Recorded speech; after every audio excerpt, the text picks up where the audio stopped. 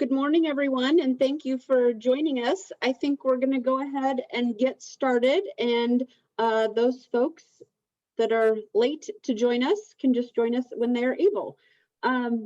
Just a real quick announcement to save the date for next month's program of June 10th, and we'll be hearing about the Trees Forever program. I'm very, very excited actually about today's program as an avid biker and an avid user of the High Trestle Bridge and Trail. I'm really looking forward to this. So without further ado, I am going to go ahead and turn it over to Lisa Hein. She is the Senior Director for Conservation Programs with the Iowa Natural Heritage Foundation. That's a mouthful to say, but welcome, Lisa, and feel free to tell us a little bit about yourself before you get started, but we're so happy to have you with us today. Yeah, well, thank you so much for inviting me, and I appreciate those of you that have joined us today. It's so gorgeous outside, so I have a feeling I've got some competition with Mother Nature, but that's okay. Yeah, I've been with the foundation since 1988. So yeah, June 1st, what is that, like 33 years or something like that? Anyway, you lose track after a while. Been very privileged to have worked there for so long. It's just a tremendous organization. I am going to tell you a little bit today about the High Trestle Trail. But first I would like to tell you a bit about Iowa Natural Heritage Foundation. And just timing wise, we're looking at what, 45 minutes-ish, is that correct? Okay. I'll work to keep track of time here. So we are a nonprofit organization. Our mission is to protect and restore Iowa's land, water, and wildlife. We are, as I mentioned, a nonprofit. We were founded in 1979. We are accredited with the Land Trust Accreditation Commission. It's a national organization. We've been accredited since 2011 when they started it just a few years before that. Our board of directors come from all across Iowa. Our staff, we're about 27 now, and each year we have a wonderful raft of interns that get to do a lot of work out on the land. And there's at least 6,000 folks that are supporters of our organization. It's funny to look back at this picture. So we were founded with under the auspices of Governor Ray and Jerry Schneff, who was with the Iowa Conservation Commission at the time. Dan Crum was the head of Maytag. Bob Buckmaster had TV and radio stations in the Waterloo area. And the whole intent behind Iowa Natural Heritage Foundation was that private sector involvement needed to happen to help conservation in Iowa, and that there was a lot of reliance on the state and the counties to do everything, but they really, it was kind of unreasonable to expect them to do everything. And as a nonprofit private group, we can work quickly to help protect land and ensure that it doesn't get lost. And a lot of our projects, as you'll see, do become publicly owned. We've protected over 183,000 acres. We've been in 96 of the 99 counties. Our land protection projects include acquisition for future parks, wildlife areas, preserves, and trails. So when something's available for sale, we can step in, acquire it, and hold it until the public agency has the time and the funding pulled together to buy the land back from us. We work with landowners to do private conservation easements that permanently protect land, but it stays in private ownership. And then we also have our own INHF-owned lands that we manage. Our public partners are all levels, federal, state, county, city. We work at all levels, and we do about 5,000 to 8,000 acres of protection a year. So this map shows the little green dots are all the land protection projects that we have done. And then the red lines are the Rails to Trail projects that we have done. So if you're familiar with Iowa, here's Des Moines in central Iowa. Here's High Trestle Trail coming up, and then over towards Woodward, Ankeny up to Slater to Woodward. But what's interesting about this map, I think, is if you say, for example, over here in Western Iowa, you see this kind of line of projects. That's all Loess Hills of Western Iowa. You can almost see the Des Moines lobe, which is kind of where the last glaciers came down. And these are a lot of wetland and lake projects. This you can clearly see is the Upper Iowa River. And so anyway, it's kind of fun seeing the complexes of large protected areas that are starting to come together. Upper Iowa river corridors. We've done especially Upper Iowa, but numerous river corridors. Chautauqua Bottoms Greenbelt over in eastern Polk County. A lot of that is just a former floodplain along the Skunk River. Northeast Iowa Blufflands. If you've ever been to Dubuque area, the Mines of Spain, 1,100 acre property was our very first really large project that we did. We negotiated the purchase and got it into the Department of Natural Resources ownership, and now it's public land. A lot of neat complexes in the Loess Hills. We tend to own some land over there especially, and we've done a lot of work up in the Iowa Great Lakes area and also the Clear Lake area. We're also involved in conservation agriculture more so these days. So this is up along Big Spirit Lake. It was a 160 acre piece of farmland. It's houses right along the lake shore and the lake, and you could see the farming. This is actually kind of sloped. It's sloped towards the water. The fields are running north-south, and so we worked with the landowner to buy this property with donations from private owners, private individuals in the Iowa Great Lakes area. And we just have started some simple changes in practices. So we've put in a 10-acre prairie buffer right along the shoreline here. And then there's about 40 to 50 acres of alfalfa, perennial cover. And then the rest is in traditional corn and soybeans. And then there's off this picture is another about a 10-acre wetland. So we've really only reduced the amount of cropland by 20 acres out of the 160, but it's amazing the amount of water quality and flooding benefits that just that little bit of change has provided on that property. And the tenant is really happy, and the neighbors are happy, and we're trying to demonstrate that you can balance conservation and agriculture in these projects. INHF owned properties. We have a scattering of properties all across Iowa. These are not necessarily open to the public. Some of them do. We do have events out with volunteers and hikes and things like that. But our role really is to do restoration of the prairies, wetlands, savanna, habitat, things like that. And we do that through volunteer events. I mentioned our intern program. We have a lot of prescribed fire on land in the spring and fall. I love this picture. This is that oak that was hiding behind all of this shrubbery. And so we're just really helping to open up the ground layer, and so that new oaks can regenerate and they're not getting smothered out by some of the aggressive and invasive species.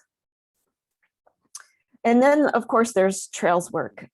Most of our trail work has really focused on rails to trails. So former railroad corridors that have been discontinued and converted to multi-use trails. A lot of people, we just call these bike trails. I think that's because it's an easy way to call them. They do tend to be, long and straight and flat. So you can get some pretty good miles in on your bicycle, but they're certainly usable by walkers, in this case, a skier, inline skaters, runners, all sorts of folks. We've helped protect we've been a partner with over 65% of the rails to trails in Iowa. We've helped build coalitions around the Central Iowa Trails, the Mississippi River Trail. We've really tried to promote trails. Originally, we did a trails booklet, and now we've got a trails app since everything's digital, and have just done what we can to help raise money for local trail projects. And then at the state and federal level, we really try to spend some energy focusing on trails policy, mostly in the world of conservation funding, and making sure that there's funding available for conservation projects for whoever's doing them. We can get drawn into so many different issues from an environmental standpoint, but that's really where our energies stay focused. And we do a lot of technical assistance with county conservation boards and communities. We get so many calls of, hey, our community wants to do a trail, where do we start? And so we are happy to help get them going in the right direction. Trails are really important to us because it helps connect people to nature and helps folks get outside and enjoy wildlife. It improves our human health. Some of the rail trails are the last little bit of habitat in the surrounding landscape. So there are some environmental benefits that way.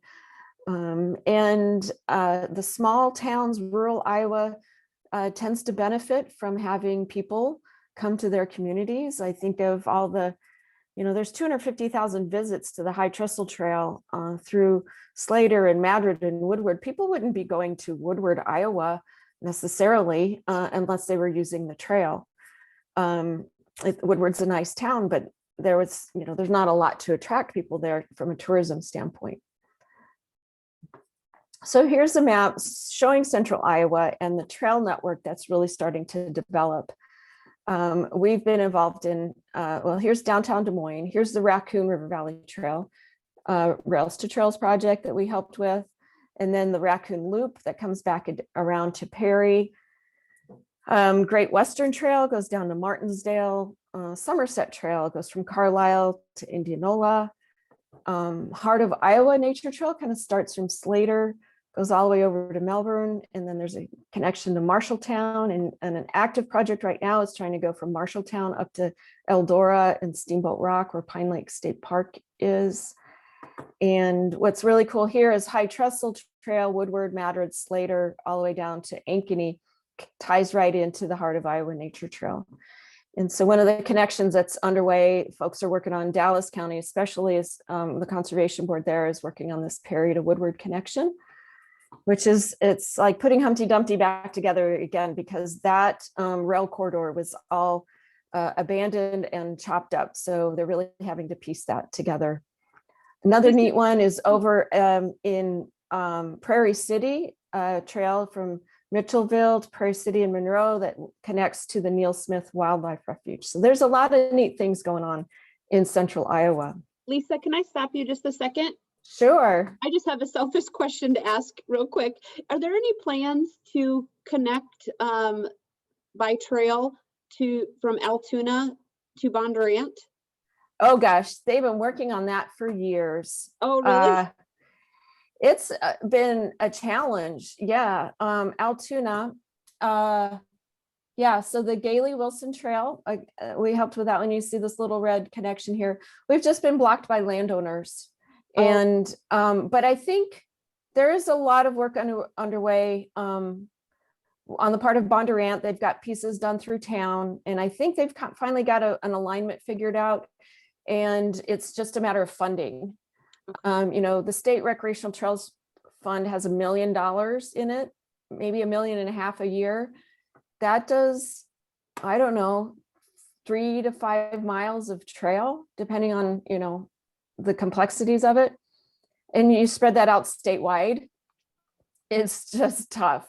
Trails are, this steamboat to Marshalltown, that's been going on for 8 years and they've got 3 miles done. It's challenging. So how does the funding work then? So as a biker, I buy a trail pass for the season. What funding of that goes to either to help create trails or the upkeep, or who's responsible for that? Maybe you'll get to that later, but. Yeah, so you must be on the Raccoon when you buy a trail pass, because Raccoon is managed by the Dallas County Conservation Board and Guthrie and Jefferson, and they have a trail pass system for just that trail, and that goes into the management and maintenance of the Raccoon. Okay. Yeah. Okay. The other trails, I think they're the only one in central Iowa that asks for a trail pass. It's a donation, The High basically. Trestle doesn't have Mm-mm. one? No? Okay. Sorry, Yeah. didn't interrupt. No, that's fine. I appreciate the question. Sorry, I had my video turned off, so I didn't see you trying No, to that's jump in okay. there. So glad you said something. So our role with the High Trestle Trail, I'm going to turn my video off here, so we found out that Union Pacific was going to file for the abandonment of the corridor, gosh, back in 2003 or so. And so we reached out to them, and we had a pretty good working relationship with them to try to what's called rail bank the property. So that's a federal program that technically the line is not abandoned. So it remains as an intact corridor, so that if someday the railroad decides they need to come back, maybe we decide there needs to be a light rail between Ankeny and Slater. I don't know that that will happen in my lifetime, but that corridor is intact. And so the rail banking allows for us to use these corridors as trails on the interim. And so Union Pacific was open to that. They have to agree to that. They were open to that. And so we started the negotiations of the purchase of the corridor. And then at the same time, I reached out to the communities. There's like four counties and 5 towns. And so I reached out to all of them to see, hey, if we can get this land acquired and it could become a trail, are you guys interested? And it was really exciting because usually trails there's always some opposition to them. And in this case, there really wasn't. Everybody was pretty excited about it. And this is a picture of the trail just north of Slater, or Sheldall, actually, little town of Sheldall, in those early days. So our first job is to go out and look at what's out there, take inventory. What are the bridges like? What's the landscape like? What are the adjoining land uses? What sort of neat things would there be to see when you get to Slater and Madrid and Woodward? And once we got the corridor negotiated, we started writing grants to help get the land acquired. And by about 2004 or 5, we were on our way to getting this project started. It's 25 miles. It starts right down at First Street in Ankeny, under the water tower. If you go into Ankeny, get off on that First Street exit, you can get on the trail there. Goes all the way up to Slater, and then does that left turn and heads over to Madrid and all the way to Woodward. So by about it was a $15 million project altogether. So Union Pacific, we were able to buy it for a little over $1 million, but it was valued at over $3 million. So we had $2 million worth of land value that we could use as match for the grants that we were able to secure over the course of the time frame. By about 2008, we actually got, 2 things happened. One, we had that great land value donation, so we could match grant funds, but also back in 2006, the federal government was doing the transportation bill, and this project received a direct appropriation. That's a nice way of saying an earmark of about $5 million.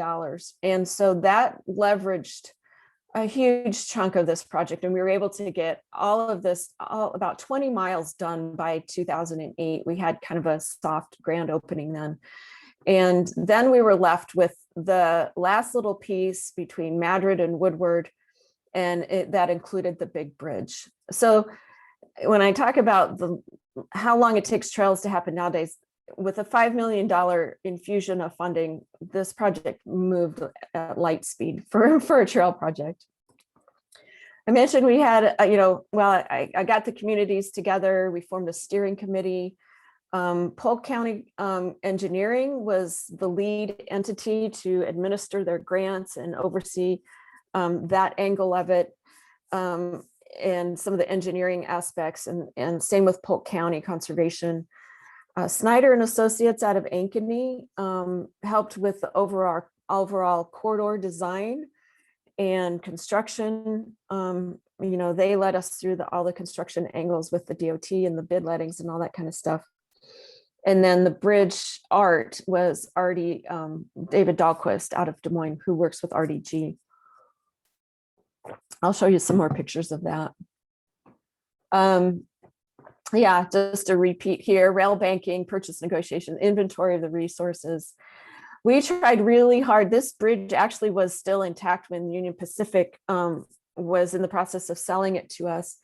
But the big steel I-beams that originally crossed this bridge, they reused those when they were redoing their big bridge west of Boone. They call that the Kate Shelley High Bridge. It's not the historic Kate Shelley Bridge, but they call it the Kate Shelley High Bridge. And they were putting in a brand new bridge. And so they reused all of those steel I-beams up there. But we were left with what we called the Iowa Stonehenge for a few years. The whole thing started in the early days. We started with a half-a-mile trail construction in Ankeny, and then a half-mile into Woodward, just to get something going so people could see what we're talking about. But yeah, 8 years later, we had over 1,000 private donors. We've secured 20 different grants. I mentioned the federal appropriation. A lot of great support for this project. The 22 miles were celebrated in 2008. And that was just a fun time. And these are just some pictures from that. One last hurdle, the big bridge. Gosh, I forgot that this. So here's a person down here. You can see how massive this structure is. And this is a good picture to show you. So we call it the High Trestle Trail, but this is not a quote trestle in terms of design. The original trestle started, if you could see my cursor, over here at this end, and it ran parallel to where these concrete structures are. Well, the Corps of Engineers was building Saylorville Dam in the early 1970s. They did not want a historic trestle with lots of piers in the water that would cause flood backup. So the Corps of Engineers actually built the structure in like 1973 for the railroad. And that's how it became what it is today. So it's a very sturdy structure. We're glad we can reuse it and enjoy it. But it's obviously not a historic trestle. And right now, on this, where this overlook, there's an overlook out here. This is on that, where my cursor is, that's actually on the Woodward side of the trail. We've built an overlook there and have some really neat historic photos and such. Again, there's the size of a person. And actually, this marker here, this little, if you're ever on the bridge, you can look down and you can see this. When the water is here at this level of the concrete pier, that means Saylorville Dam is at the highest level it can get. And it's at flood stage, and we'll probably start releasing releasing water over the dam. So we got to the point of having the 22 miles done, and we needed to launch our fundraising campaign to finish the last 3 miles and this bridge. And gosh, I can't remember the exact amounts that we had to raise by that time, but we needed to raise $500,000 in private funding. We had a Vision Iowa grant of $1.75 million. We needed to match that and leverage that. And we started the fundraising in the fall of 2008. Now, most of you, if you think back of what was happening in the fall of 2008, the economy was tanking tremendously. And so it took us a little longer to raise those funds, but we actually reached our goal and raised a little more. And then we went out for bid letting in the spring of 2009. And by that time, contractors were really nervous and they were hungry for projects because the economy really had shut down. And so our bids came in lower, which was really, I mean, how often does that happen? So anyway, so we were lucky there, and we're able to set aside some money for maintenance and endowment for this project in the long term. Here's just another neat picture. So this is an aerial photo. This is Highway 210. So I'm looking kind of northeast here. Here's Madrid would be over here on the upper right-hand corner of the screen, and the trail comes along here. And from this point to about this point is a half a mile, and those piers stand about 13 stories high above the river. I mentioned that Snyder and Associates designed the bridge. They suggested we put in these bridge overlooks or bump outs, which is really cool.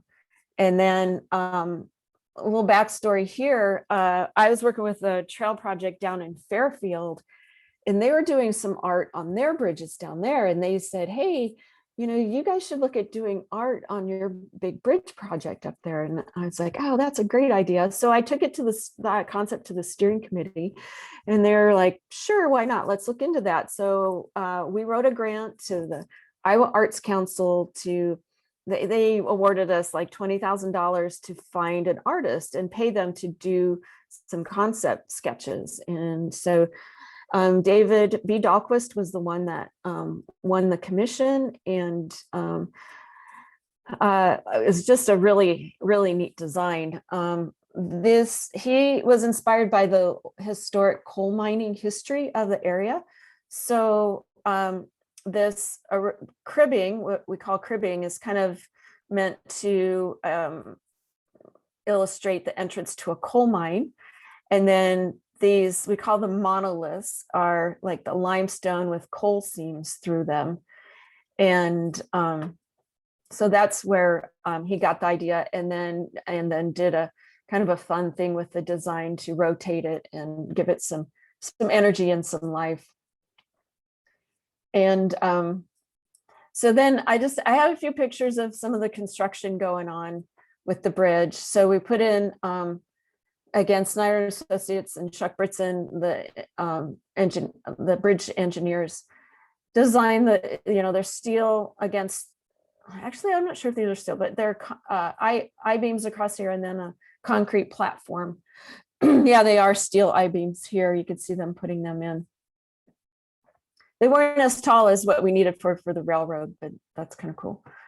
And yeah, just some neat, I don't know if they're all that neat, but the river was really high when they were doing some of this, and the concrete surface is slow. They had to like pave a patch at a time and then let it cure, and then pave another patch at a time.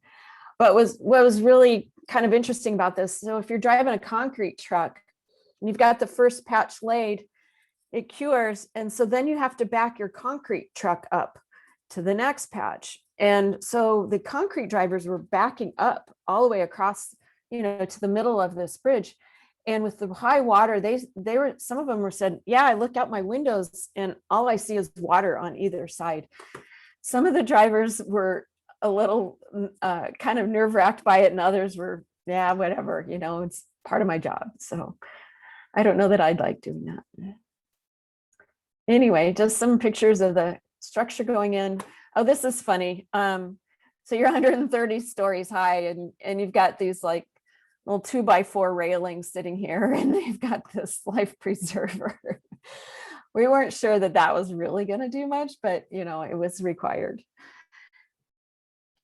And then the pictures of the monoliths going up. Again, it kind of they were a concrete structure as well.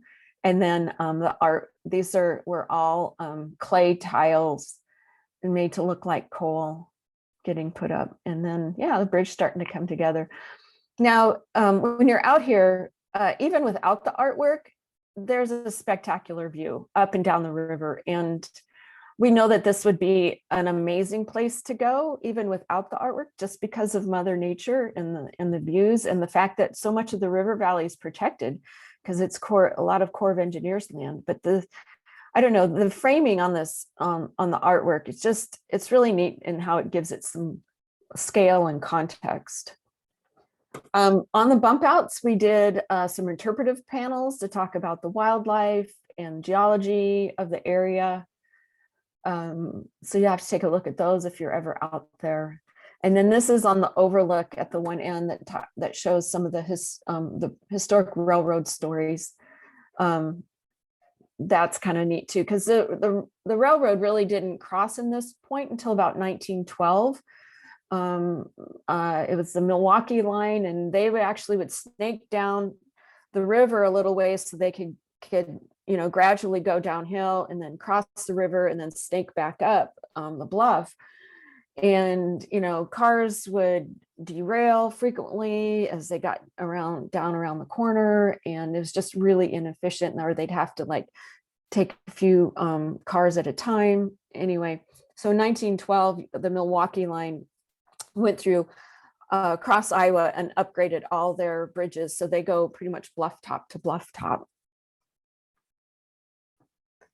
And it's a great place to get out and walk. There's I'm not sure if I have a slide here. About a half a mile, this is looking west or east towards Madrid. About a half a mile down the trail is a parking area, 2 parking areas actually. And so it's a very easy walk to the bridge. The bridge itself is a half a mile. So, it's a very easy to take friends and family out there if you want to come show off Iowa a little bit. The other thing we did, the artist did, was to put blue LED lighting right over where the bridge crosses the river, the Des Moines River. So that kind of lights up the river, provides the blue like water. And there's some downlighting on the piers as well.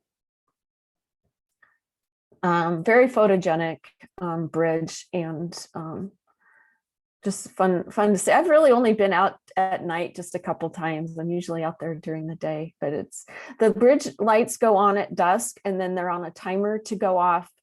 In the summertime, I think they go off around midnight, and then in the wintertime, when dusk happens at around 5 o'clock, they go off a little earlier. And this is a picture from the overlook.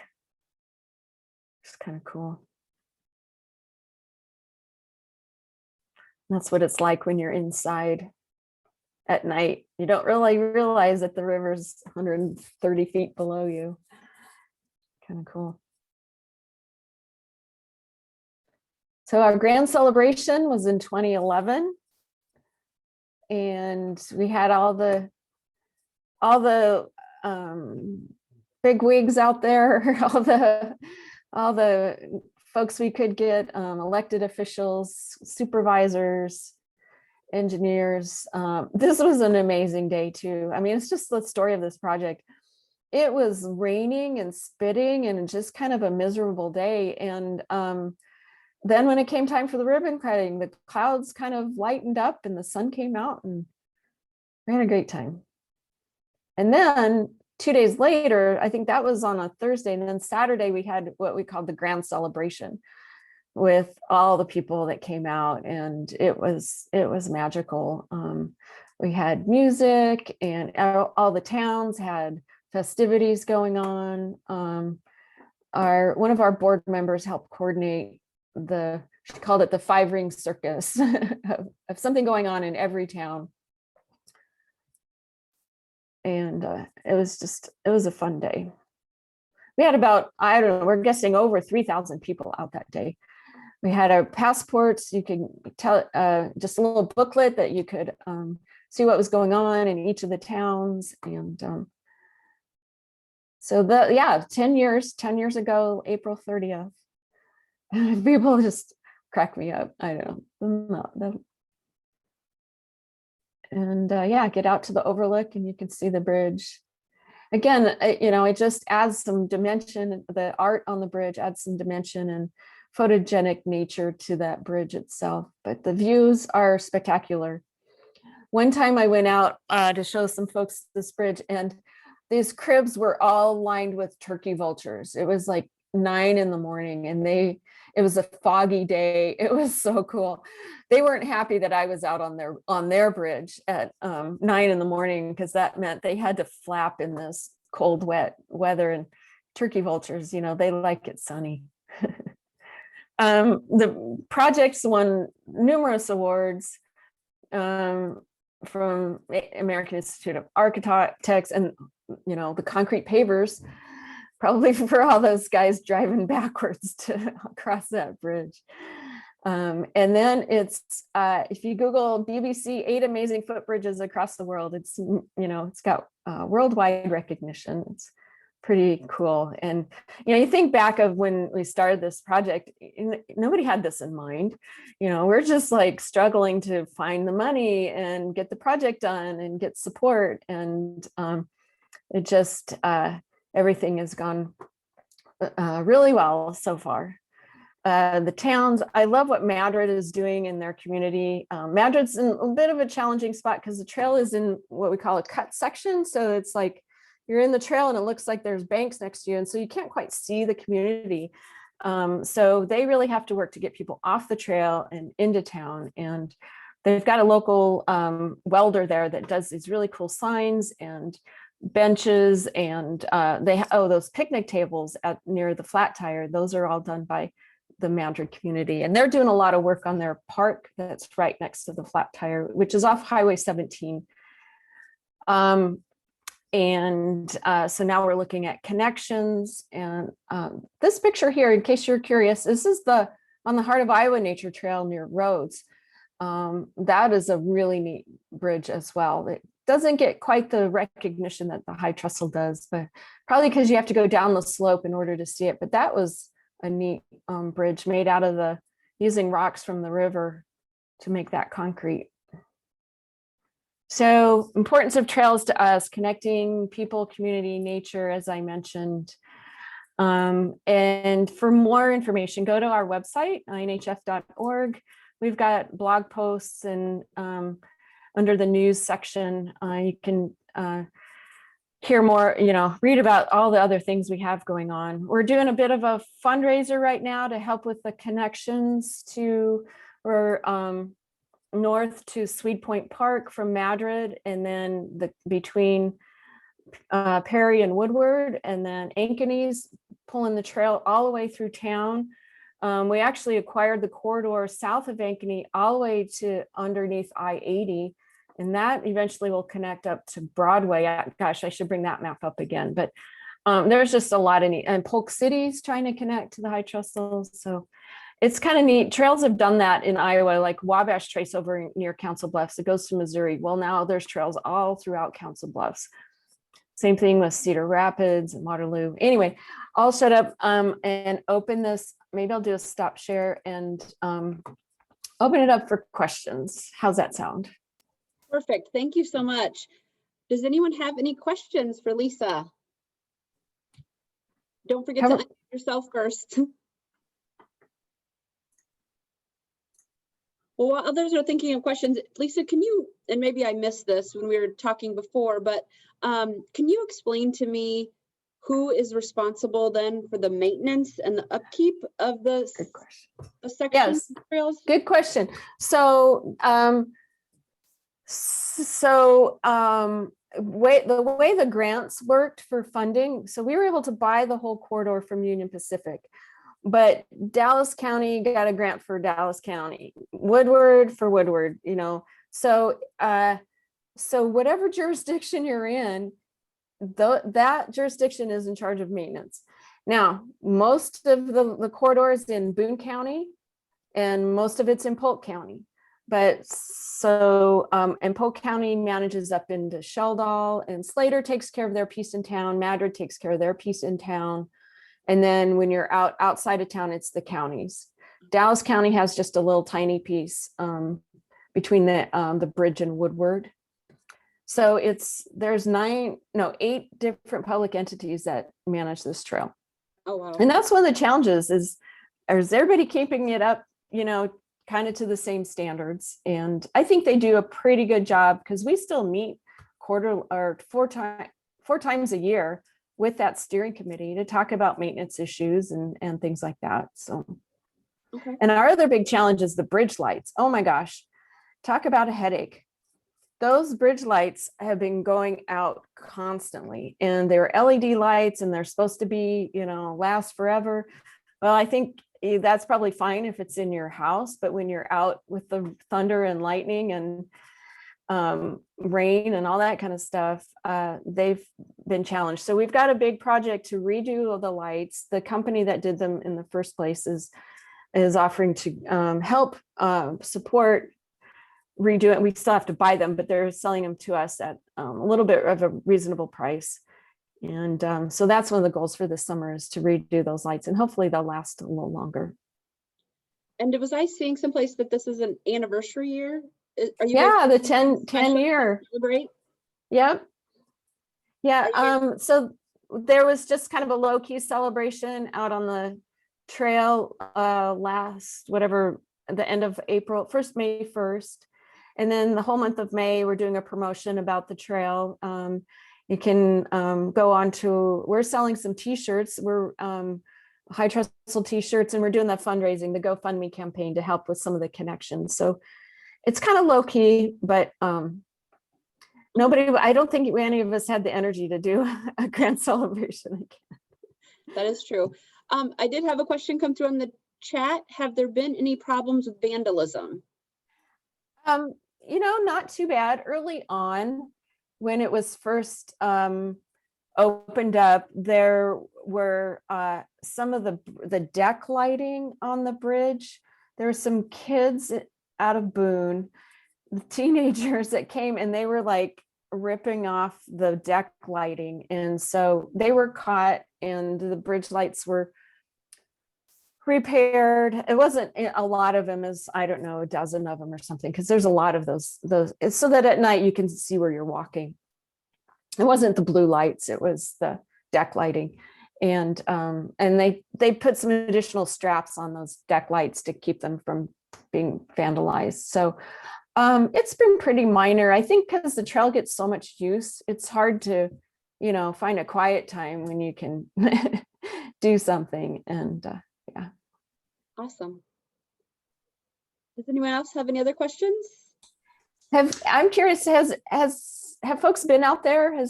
Are anybody interested in going out there? I've been out there. Yeah. So yeah, I just if you don't, you can get out to the bridge without having a bicycle. So just go, west of Madrid to QF Lane and off of Highway 210. And like I mentioned, it's just an easy half-mile walk. There's a bike shop in Madrid that will rent bicycles, but they have some really cool, like side-by-side bicycles that have four wheels and an umbrella. Those are a blast to ride. So if you have somebody that can't walk that far, that's a fun way to get out there as well. It's a really cool place. Yeah, I agree. Well, does anyone else have any other questions? Are there places other than Madrid that have bike rentals? Not that I know of. Yeah. Okay. Yeah. I think there used to be a bike rental in Polk City. I don't know if they're still there, but obviously they don't connect to the trail just yet. But that's more for like the Saylorville area and the Neil Smith Trail. Lisa, we've seen some paving of the Heart of Iowa Trail. Is it paved all the way now from Slater to? That's a good point. Yes. So if the High Trestle is too busy, get on the Heart of Iowa. Yeah, you can. It's paved from Slater, I think, all the way over to Cambridge now, and they're working on getting it over the last little bit in Story County. It might even go beyond Cambridge. But yeah, they just. One, they wanted to increase the use, but two, they were just having trouble with too many washouts with the limestone. And so Story County's been, that project, they've been working on that for 15 years, I'd say.